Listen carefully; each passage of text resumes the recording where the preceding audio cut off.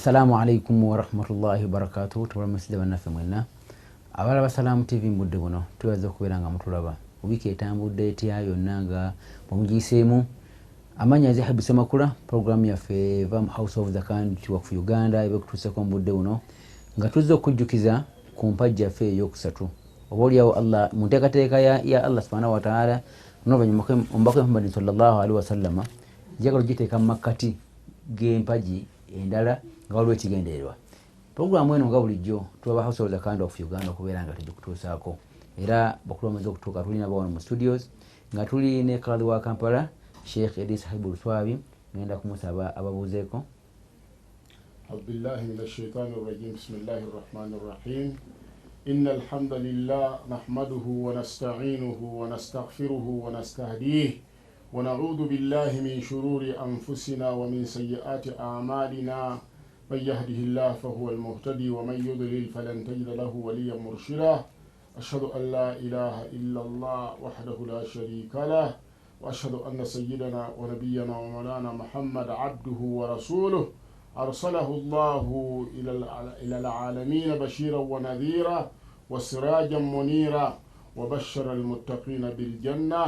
وحذر الكافرين بالنيران. اللهم صل وسلم على هذا النبي الكريم وعلى آله وأصحابه والتابعين لهم بإحسان إلى يوم الدين. أما بعد، الإخوة والأخوات المستمعون الكرام الأحباء، السلام عليكم ورحمة الله وبركاته. وعليكم السلام ورحمة الله وبركاته. Mukadde waffe Sheikh Idris Habibul Swabi nga ye Kadhi wa Kampala, tubeera ne Administrative Assistant wa House of the Country of Uganda omukulu Namungo Hamza Kasujja, naye kamusabe ababuuzeeko. Assalamu alaikum wa rahmatullahi wa barakatuh. Wa alaikum salam wa rahmatullahi wa barakatuh. Bakulu betu nabo olwaliro programu yaffe ne House of the Country of Uganda buli kaseera tujja okubeera nga tujjukiza ku mpagi eyo, tutuganya empagi ey'okusatu. Sheikh Habibu Idris Habibul Swabi, tutunuuliddezaako ebiseera bingi, ebintu bingi bannaffe House of the Country bazze nga bassaawo okunyweza ensonga eno ya zaka. Ate okujjukiza kuli mu Busiraamu bwekyali tulina okubeera nga tujjukiza abantu, twejjukiza tubeere nga tutambula ng'Obusiraamu. Zaka ogiraba otya ensangi zino? A'udhu billahi minash shaitani rajim. Bismillahir rahmanir rahim. Alhamdulillah. Mwenna abatulaba era abatuwuliriza, okusooka njagala kutuusa kuyozayoza kwange eri abo bonna abafunye ebirungi, bizinesi zaabwe ezigaziye, abakoze emirimu negigenda mu maaso, abalungi abalabika nti bawaddeyo zaka eyo kati eri mu kugabwa mu biseera bino. Mwenna bayozayoza nti alhamdulillahi rabbil alamin, saba Mungu abongere abateeremu omukisa mu bye mukola. Nentuusa okubagiza kwange eri abo abatuusibwako ebizibu ebyenjawulo. Nga bwe mumanyi, juzi baganda baffe ab'Ejjinja akatale kakwata omuliro nga tebaliwo. Eyo nkola ya Mungu bw'ati bwakola, nteekateeka ze. Juzi waliwo loole ze nawulira ezaagwa, zaali zeetise ebintu by'ebyobusuubuzi, byebimu ku bintu byetugamba bano abantu. Ekyo kigenda okutuukawo bw'obanga Allah subhanahu wa ta'ala gyali weewandiisa dda mu ngeri y'okutoola zaka, ate kibaamu obukendeevu, kiba kikaawo naye ate Mungu alina engeri gyakiwumbawumba. Bambuulidde Ejjinja ne bagamba nti akatale mbuugo omulundi ogwekayidde gwa kutaano. Naye waliwo abamu ku Basiraamu oba baalabuka batya eggulo limu ne baddusaamu ebintu byabwe nga tebabiddusa nti oba bategedde gwazeta, nga bayina ate we bagenda okusuubulira awalala ng'omuntu bw'onova Ejjinja ogende Masese, waba Ejjinja mumanyiwo naga kambisuze e Masese, nze bwe naagenda nja kusala busazi agenda okulira ekiro nga akatale kagize eki nga Basiraamu bagali oba baalimu anti babitaputa oba balogo oba kiwulidde, naye nga mubutuufu kiva ku nsonga ezo. N'olwekyo abafunye ebizibu mbakubagiza, njagala kubategeeza lwaki tuddiŋŋana buli kiseera ne tujja wano tugamba bannange tujjukize abantu. Twesigama nnyo ku ayiga nti wadhakkir fa inna dhikra tanfa'u almu'minin, jjukizanga, okujjukiza kugasa abantu. Qabla hadha alwaqt, ekiseera kino nga tekinnaba, qabla fi ahdi rasulillahi sallallahu alaihi wasallam, ekiseera ky'owekitiibwa nabbi Muhammad sallallahu alaihi wasallam, kullu al-arkan zonna empaji ez'obuyisiraamu zaalinga zitambulira wamu nga azinyonyola waali akaka obubaka waali naye bwe yafa olaba yenyini yabeerangawo najjukiza naga Maadi genda egindi n'atuma Bakari kulembera abantu batwali mu hijja so yandibadde nga agamba buga nti balina ekiseera kya hijja musituke abaako bassaawo abagenda bajjukiza abantu ebintu ebyo n'esswala eya buli lunaku olaba nayo yayimiriranga n'agamba sallu kama raaitumuni usalli musaale nga bwe mundabyengira ki ate atya mu zaka kuba zaka erimu ebintu bibiri bikulu eno gye tunnyonnyola zaka ejjibwa mu byabugagga ebyobugagga biva mu mutima gwa muntu ababyagala nga babyeyagaliza be basinga obungi okusinga babyeyagaliza bannaabwe kati olwaleero okigamba omuntu afunye ekyobugagga ky'omuga nti menyako oluzezaka yakikulwa Allah yaliwa gwe sirabako Allah kyeyavaaga nti alladhina yuminuuna bilghaybi wa yuqimuuna as-salata wa mimma razaqnahum yunfiqun ulaika ala hudan min rabbihim ulaika humul muflihun abantu abakolanga bakola kulwa Allah naye nga Allah tebamulabangako tebamuwulizangako bawulira bigambo bye bisomwa ne batakoma ku ekyo ne bayimirizaawo esswala ne batakoma ku ekyo ku kye bafunyewo ne basinzira ku bino bye tunnyonnyola ne bamenyako ne baga nti eyo zaka abo be balongoofu bave ku nsi kuno nga bakimanyi nti eri ewa Allah gye bagenda humul muflihun be bali ku nsi y'abantu abalongoofu kiba kitegeeza abalala si balongoofu sinze ekirangirira Qur'ani ekirangiridde Allah abalondobyemu abakola byayagala n'aga nti bali kino ekirala lwaki tubajjukiza ekintu kino lwa nsonga bbiri enkulu naye ngenda zifunza nnyo ekisooka kya kuno ku duniya twagala nnyo ebirungi ebyobugagga ebyo bibeere byaffe ensimbi zibeere zaffe biki bibeere byaffe naye okisanga lumu nga Mungu abiwa omuntu bw'amala obiwa omuntu n'alaba amugezese kuba kutugezesa alabe aneeyisa bulungi mu byobugagga ebyo anaasobola okuwuliriza ebigambo bino bwe muba temuzze kubajjukiza bajja twekwasa ffe nga baseeka batwekwase nabiira ebyobugagga naye nze sirina tebaŋŋambako nze kyabitegeera olw'okwebaza House of Zaka Salamu TV ne radio endala zonna ezituleeta ne zituwa omwaganya guno oli bw'abanga tawuliridde ku Salamu TV n'awuliriza ku radio bw'aba tawuliriza ku radio n'asoma obutabo obwo obugabi bwe obwa Zaka ne tubeera nga ekigendererwa kyaffe kubajjukiza nti ensi eno essaawa yonna eyeefuula Rasul sallallahu alaihi wasallam yagamba abantu aba basatu mubasaasire nnyo be baluwa omu ku bo kale gonna kamba nnyonyere naye mu bwangu ye muntu abadde omukulembeze ng'abadde wakitiibwa naye nakakkanyizibwa nibaga nti bamujja kuba minisita yabadde obugombe tekyali bugombe kati atula ne banne mu takisi jamu n'amusiba gwe tekirabanga nze nali ntuddeko mu motoka ey'ekitiibwa oli nanzisa ku kkubo nanga nti boode yeekutwale subhanallah olaba ng'alinganga kutadde mu ki owewuse naye butya ate abadde atwalibwa mu nnyonyi ekyo kinene naye si ekutuba yaffe ey'olwaleero owookubiri ye muntu nga Allah subhanahu wa ta'ala yamuwa yasoma bulungi eddiini agitegeera bulungi era abantu bamutunuulira wakitiibwa shaitaani nejjeemuzanyirako ne bamukuba mubukedde ng'omwo ne bamukuba mu mawulire ng'ago nga byakola bitegereka bamusajja bamukwatidde mu nsonda enzibu kyova olabaffe abamu ku ffe twegendereza nnyo enaku zino basahaba nabagamba nebagamba embaga zammwe ezikyakala ennyo munsonyiwanga nti disitulikiti kaadi lwaki tajja ku mbaga zaffe si kulanga owa kamera ntunuzaamu nagamba babadde bakyakala ne disitulikiti kaadi bayinza okwetanga ebigere bigira kitino wansi bagamba kaali okunzanyirako buli kafu konna akalimu enzikizo oba akalimu ekkoona nga lya haramu totusangawo lwaki shaitaani eyinza otuzanyirako kibi oba okukakkanyizibwa buli akulabako nga gagamba yoyo gwe bakubye mu katabo yoyo yakoze kino kakati owokusatu ye muntu mubasaasibwa nabbi Muhammad sallallahu alaihi wasallam yagamba ye muntu nga Mungu yamuwa ku ssente nga mmwe abatulaba abalya abazirina n'atasobola kukolamu bintu birungi nga bino nekikyusika ekiseera Mungu n'ajja azikwata kuba ye Mungu azikwatanga yakwatako najjamu n'azikwata omuntu ayo ayisibwa bubi abanga omuntu ayewanise mu kalina waggulu ne bamuta ng'ate ayambukidde mu lifuti nga ffe kati wano gye twambukiramu ne bakuteera wano ne bagamba kirira wansi omenyekamenyeka waliwo omuganda wange gwensanze Haji Sekuuma Ntinda angambye nti musomesa ebintu okwo ku TV mulina kye mutanasomesa. Ndiki. Tujja kutuuka ensimbi tuggwako nga temutumbulidde kituufu. Ffe abatasobola kutereka ssente kumala mwaka mulamba tetuwa zaka. Ekitegeeza ffe ku bantu abagenda okuyingira ejjala y'ezzaka tetuliiko. N'angamba nti kaakati nze kumandaba. Angambye nti kaakati nze oyinza okunsanga ng'omwezi nkutte obukadde bwange buna. Nempaako school fees, nempaako kino. Genda okwekanga nsigaze emitwalo 2. Ng'ate wagambye nti zimala kuyitako mwaka hawulu. N'angamba nti mufune mangu ki? Mufune mangu fatuwa ekulagira okuwa zaka eyo. Nemanya ye wabeera ku leediyo kuno yeegomba okuwa naye nga tannayingira. Egendererwamu lwaki tubajjukiza buli kiseera. Mulabike nti temugwa mu bintu ebyo okulabika nti ensimbi zigenda okuggwawo. Olina kyokoze. N'olwekyo abooluganda bwe mutulabanga nga tuddinganya okudda wano mu kimanye tetuba tuzze kwagala kubaagazisa kulabika nti muwa zaka ng'ensaawa tennagakyawo. Tuyanza mukadde waffe Kadhi. Administrative assistant Wan Namungo. Ensonga za Sheikh oziwulidde esambula ku biddiini ate kati mu administration ya House of Zakka nga mutambuza ensonga. Bonna tunajjukiza abantu na buli mutuukako nga Haji gwatubuulidde. Nteekateeka ki mukoze mu administration okubeera nga musembulako na soka kukulisaayo ne banno bwe mwabadde n'okubadde nze kamera teyandaze nabadde bali nga nange ndigwa amawulire emitiyana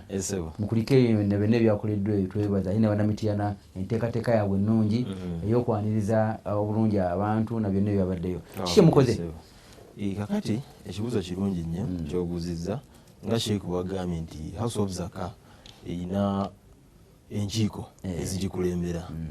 Okusookera ddala Sharia Committee oba Sharia Board lukiiko lukulu nnyo mu organisation eyo. Waliwo Board of Trustees, waliwo Board of Directors, egamba ye erimu executive.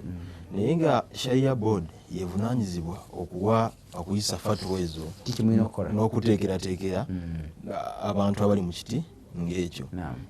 Sheikh era bwakunnyonnyodde ne aya bwetugambye eralika okuwa zaka nti amwal si ye maali omuntu mwajjo w'alina okujja zaka gy'alina okuwa. Tuyinza okwesanga nti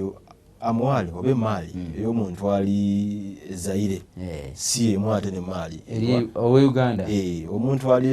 Ewarabu nga amwali si emu n'eri eno. Ate omulimu ogwo gwa Sharia Committee gwekola nti egenda etemaatema neyisa fatwa okusinziira ku mbeera bw'ebeeri. Era mu kiseera ekijja maaso bajja kutuula bongere okutemaatema n'okuwa fatwa ku nsonga ku bantu ng'abo. Naye ate era abantu abagwa mu kiti nga kye Haji Sekuuma gwayogeddeko kisinziira emirimu omuntu gy'akola. Sharia batugamba nti omuntu afuna emaali oba gye bayita earned income etali nti musaala etali nti business nti oba dduuka liri wano sitooka atambula bw'ati. Omuntu nga lawyer, omuntu nga broker, omuntu bafuna essente ayo n'atunda ettakaali n'atunda emmotoka ye n'atunda ekintu kye kyali kiganye. Oyo bamugamba tolinda mwaka kuggwako w'otundidde tugambe otunze ettaka emiliyoni 25 olinako babulooka bagiddeko miliyoni 5 ezibawadde buli ebintu byanjawulo olina okutaaba commission osasula commission miliyoni 5 osigazawo miliyoni 20 ezo oba oziwaamu zaka. Ate ne wiiki ejja era bw'otunda era oba ojja kuwaamu zaka kubanga oliwa ddiiru eyo emaali enfune eyo. Kakati bw'onaamala okumuyitako omwaka ng'omwaka guweddeko oyinza okwesanga otuuze ettaka emirundi 12 mu mwaka gwonna sente z'oba ofunyeemu. Era zaka gy'ojja okuwa ejja kuba ejja mwaka mulamba kubanga kitambulidde kiyise mu mwaka ogwo bw'obadde okola ki bw'obadde owera tradingira. Gamba aba asobola okuwa okusinziira ku kyabaakola. Kati mu kutambuza ensonga zino nga House of Zakka of Uganda musembudde mutya kubanga offices tuzirina Odi Kampala bwe zibeera Odi Kampala waliwo ziri waliwo abantu b'ebitundu ebyenjawulo mwabadde emitiyana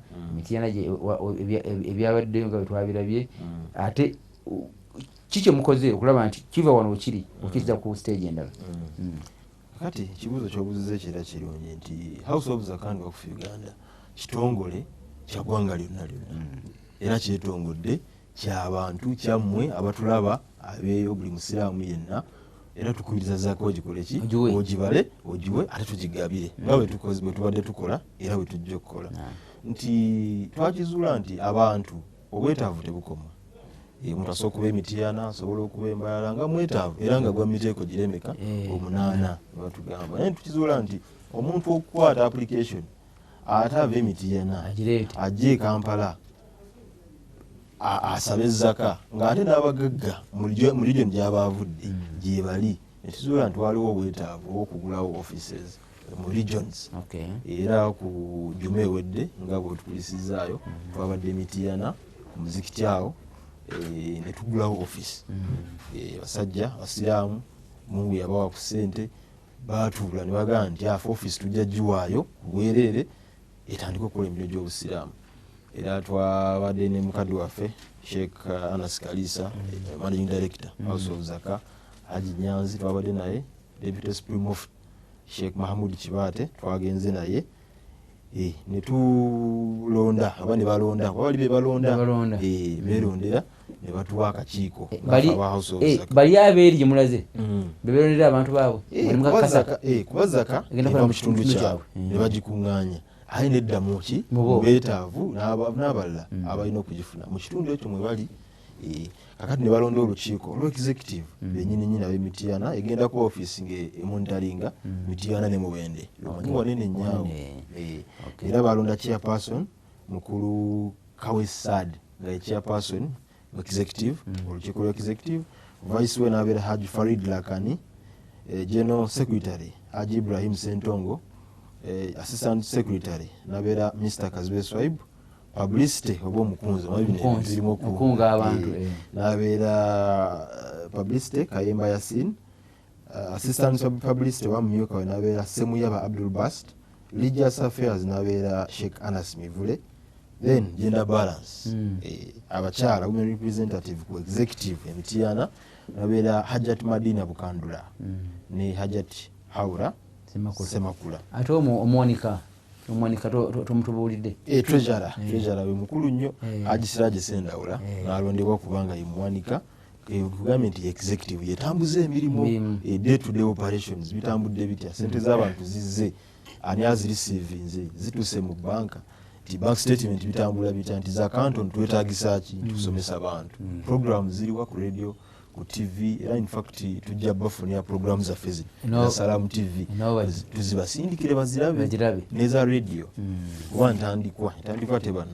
tebanyambo then waliwo olukiiko lwa advisory board olulw'amagezi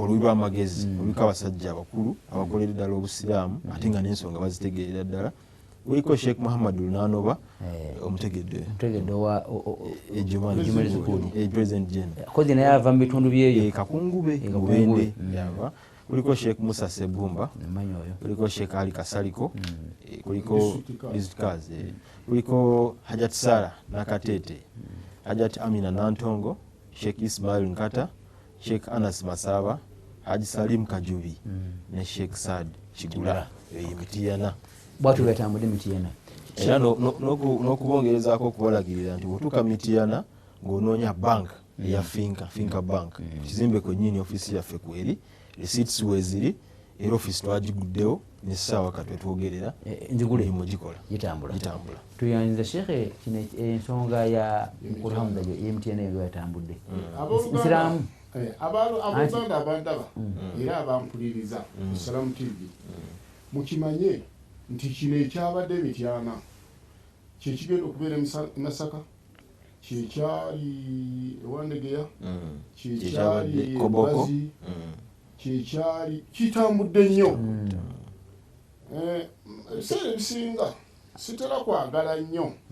kulumbagana ayogedde ebigambo ku kintu kyetuliko ebikyamu olw'ensonga nti oli bwakwata ejjinja ate nawe tolikwata anti abalabi balimerera okwawulawo ani mulalu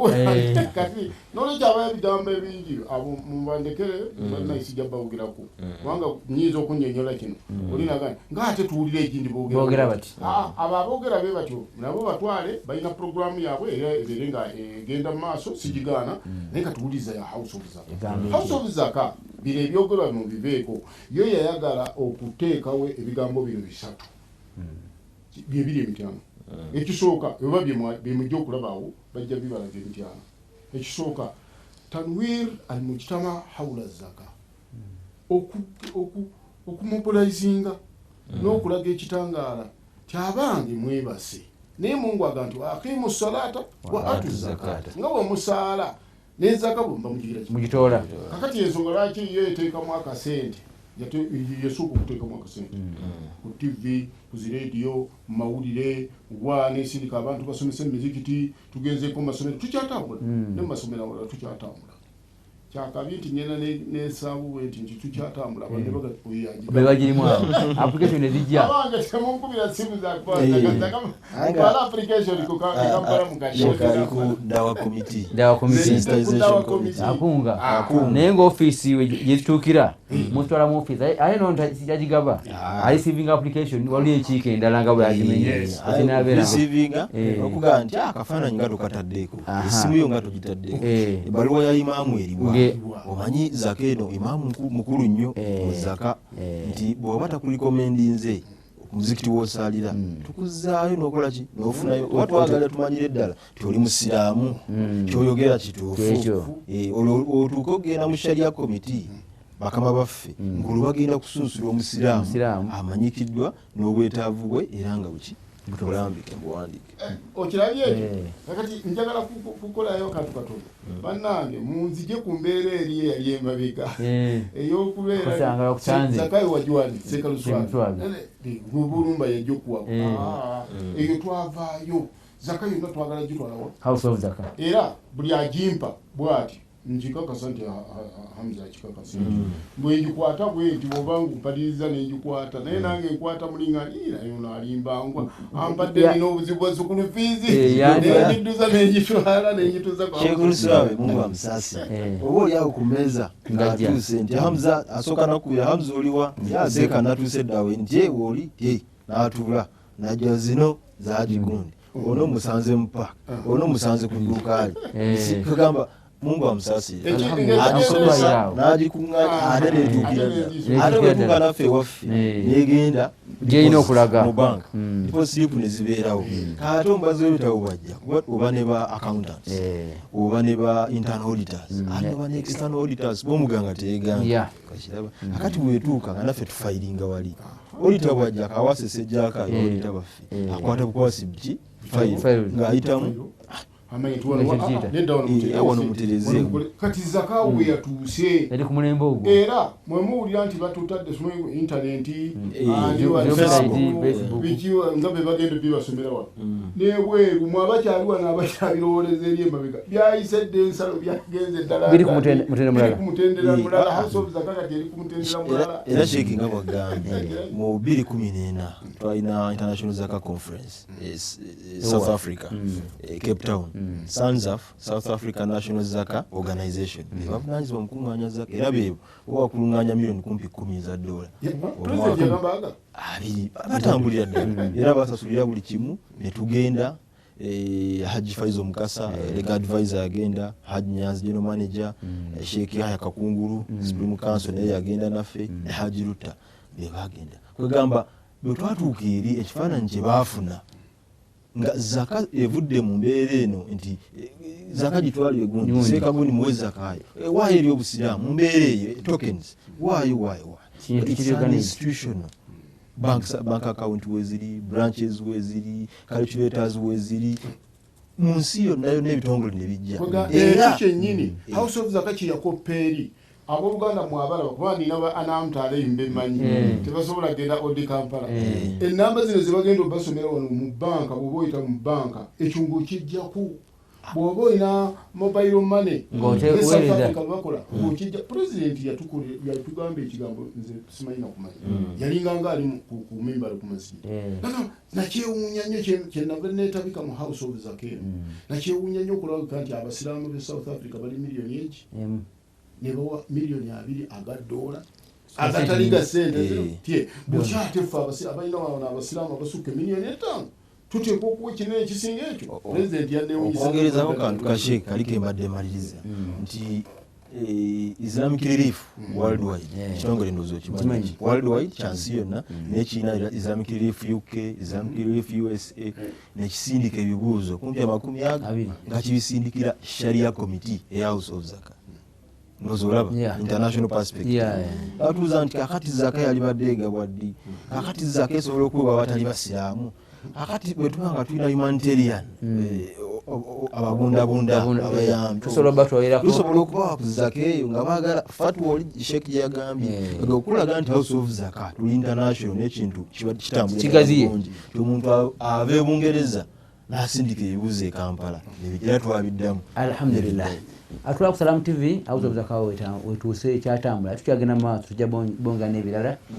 gwe tusigala naffe tovaawo katukomeo katono nnyo.